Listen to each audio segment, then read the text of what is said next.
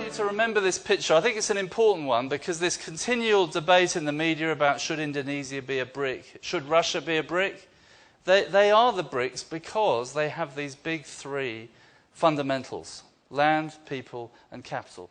As a result of that, I've just come back from Brazil. I was only there 3 weeks ago, and I went there from Argentina. Now, Argentina is a complete basket case compared to Brazil. And you feel that on the streets, the confidence and stability about Brazil that you don't feel about Argentina. Is this: the World Bank defines middle class or middle income as an income of $6,000 on a purchasing power parity basis, a PPP basis. In other words, $6,000 defines middle income. Now, when you look at the 4 BRICS, Russia, 68% of people are middle income on that definition. 68%. Compared to Brazil at 31, China at 13, India at 3. Vast numbers of Russians are in this middle income band. In fact, India will probably go on well beyond China. When we get to 2050, which will be beyond most of us, but when we get to 2050 and China's in that very strong position, India will be catching up very quickly and will probably go on to exceed China in the 50 years that follows. And that's a lot to do with their demographic picture. This is a mammoth industry. It's currently about $500 billion. It's projected to grow to the end of this decade from $500 billion to $1.5 trillion. In this decade, just in the next 8 years, and 80% of the processes that will come within that growth haven't been invented yet. You can imagine what a huge mammoth industry this is going to be. Very soon we'll outsource everything to India. In fact, I won't even need to be here. The other thing about the 5-year plan is that they never miss a target in their 5-year plan. So all my friends in China, when I say to them, what should we do about China? Where's China heading? They say, it's very simple. You just read the 5-year plan. It tells you. It's all there. You don't have to guess. For example, at the moment, we're all stressing out about the growth rate in China.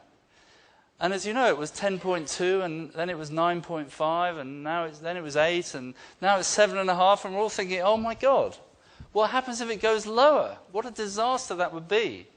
Do you know what the growth rate assumed in the 5-year plan is between 2011 and 2015? Do you know what it is?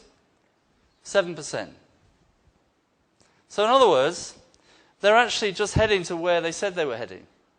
And for the next 5 years, they're assuming their economy will grow at 7% a year. But we're stressing out about it because it's now 7.5. So they're actually above where it should be.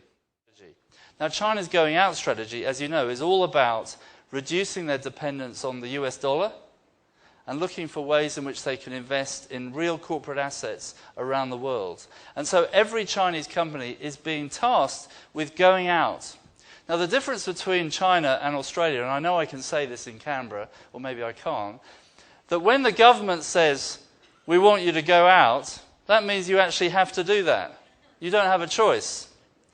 So every company in China has a little team of people that are tasked with the job of coming up with a going out strategy. And where are they investing? Well, where have they so far? Little old Australia, which I think is quite significant. Chongqing is a city on the move. It's a municipality of Beijing. It's the city in Western China that is driving a lot of investment as part of China's going west strategy.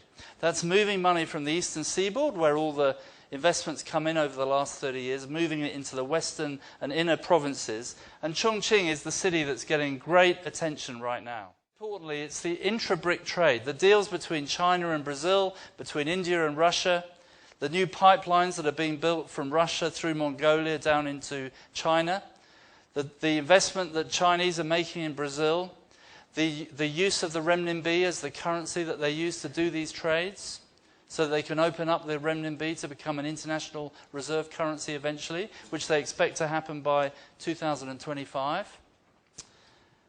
And the other intra-BRIC stuff that's going on. The intra-BRIC trade is increasing at 30% a year. It's very, very rapid, and it's happening in the absence of any other activity around the world. It's keeping us all afloat at the moment. If you want to have fun surfing, you need a big wave. And I think it's the same with investing. There are 4 big waves in the global economy today. They are Brazil, Russia, India and China, and I urge you all to surf them. Thank you.